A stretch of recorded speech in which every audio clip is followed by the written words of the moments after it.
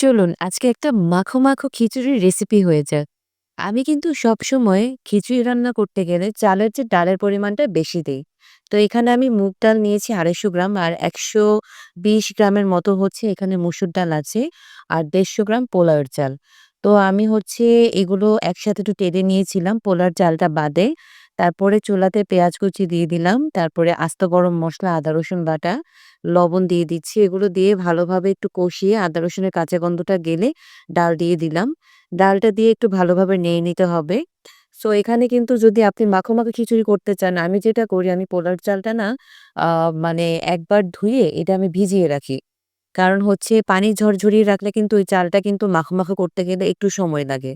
তো আমি এখানে হচ্ছে ডালটা কষিয়ে এর মধ্যে হলুদ, গুঁড়া মরিচ আর আমার একটা স্পেশাল গরম মসলার গুঁড়া যেটা দিয়ে আমি গরুর মাংস রান্না করি। তো ওইটাই আমি খিচুড়িতেও ব্যবহার করেছি। তো দিয়ে তারপরে এখানে দেখুন আমি চালটা একটু ভিজিয়ে রেখেছি। পানি সহই আমি চুলায় দিয়ে দিয়েছি। যেন চালটা একটু মাখা, মাখা হয় খিচুড়িটা এইজন্য। তো এখানে চালটা কিছুক্ষণ ভেজে এর মধ্যে আমি দিয়ে দিলাম একদম ফুটন্ত গরম পানি। ফুটন্ত গরম পানি দিলাম। এখানে চাল অনুযায়ী বুঝে আমি পানিটা একটু বেশি দিয়েছি। না হলে এটা মাখা, মাখা হবে না। তো এখানে হচ্ছে আমি কিছুক্ষণ নাড়ার পরে দেখুন পানিটা আর চালটা যখন প্রায় সমান, তখন আমি হচ্ছে এর মধ্যে কাঁচামরিচ দিয়ে দিলাম এবং কাঁচামরিচ দিয়ে আমি ১৫ মিনিট দমে রাখার পরেই রেডি হয়ে গিয়েছে